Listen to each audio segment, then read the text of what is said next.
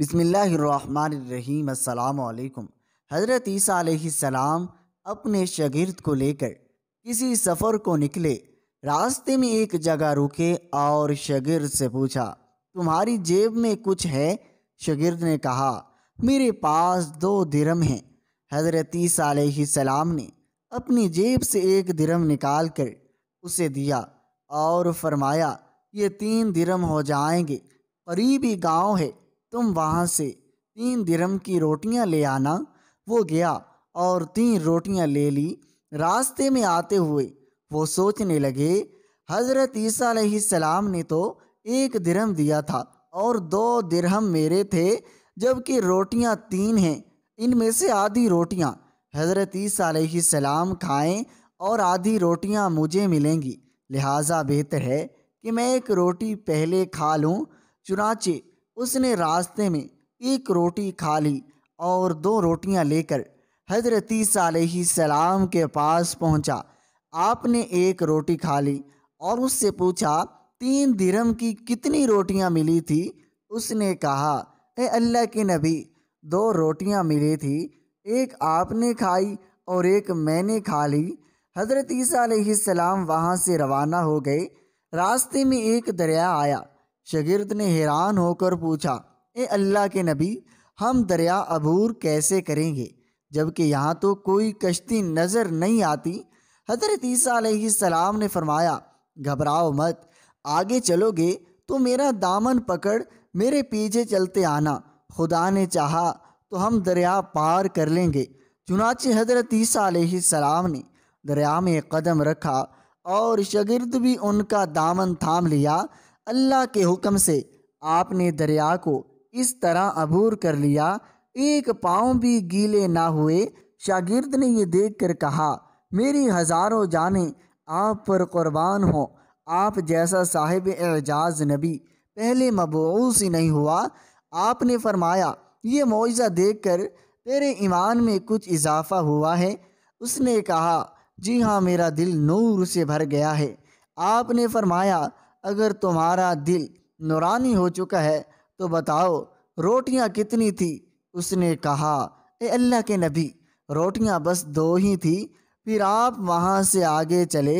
راستے میں ہرنوں کا ایک غول گزر رہا تھا۔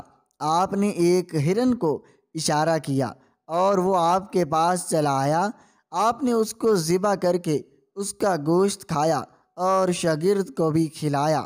جب دونوں گوشت کھا چکے تھے تو حضرت عیسیٰ علیہ السلام نے اس کی کھال پر ٹھوکر مار کر کہا، اللہ کے حکم سے زندہ ہو جا۔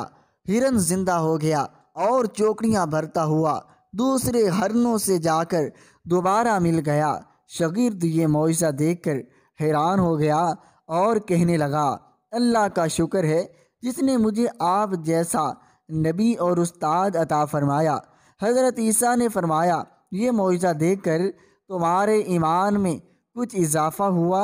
شاگرد نے کہا، اے اللہ کے نبی، میرا ایمان پہلے سے 2 گنا ہو چکا ہے۔ آپ نے فرمایا، پھر بتاؤ روٹیاں کتنی تھی؟ شاگرد نے کہا، اللہ کے نبی، روٹیاں بس 2 ہی تھی۔ دونوں حضرات راستے پر چلتے گئے۔ کیا دیکھتے ہیں، ایک پہاڑی کے دامن میں سونے کی 3 اینٹیں پڑی ہیں۔ آپ نے فرمایا، اے شاگرد، 1 اینٹ میری ہے اور 1 اینٹ تمہاری، اور تیسری اینٹ اس آدمی کی ہے جس نے تیسری روٹی کھائی تھی۔ یہ سن کر شاگرد شرمندگی سے بولا، حضرت، تیسری روٹی میں نے کھائی تھی۔ حضرت عیسیٰ علیہ السلام نے اس لالچی شاگرد کو چھوڑ دیا اور فرمایا، 3 اینٹیں تم لے جاؤ۔ یہ کہہ کر حضرت عیسیٰ وہاں سے روانہ ہوئے اور لالچی شاگرد اینٹوں کے قریب بیٹھ کر سوچنے لگا، انہیں کیسے گھر لے جایا جائے۔ اسی دوران 3 ڈاکو وہاں سے گزرے اور انہوں نے دیکھا ایک شخص کے پاس سونے کی 3 اینٹیں ہیں۔ انہوں نے اسے قتل کر دیا اور آپس میں کہنے لگے، اینٹیں 3 ہیں اور ہم بھی 3 ہیں، لہٰذا ہر شخص کے حصے میں 1 اینٹ آئے گی۔ اتفاق سے وہ تینوں ڈاکو بھوکے تھے۔ انہوں نے ایک ساتھی کو پیسے دیے اور کہا، شہر کے قریب ہے تو وہاں سے روٹیاں لے کر آؤ، اس کے بعد ہم اپنا اپنا حصہ تقسیم کریں گے۔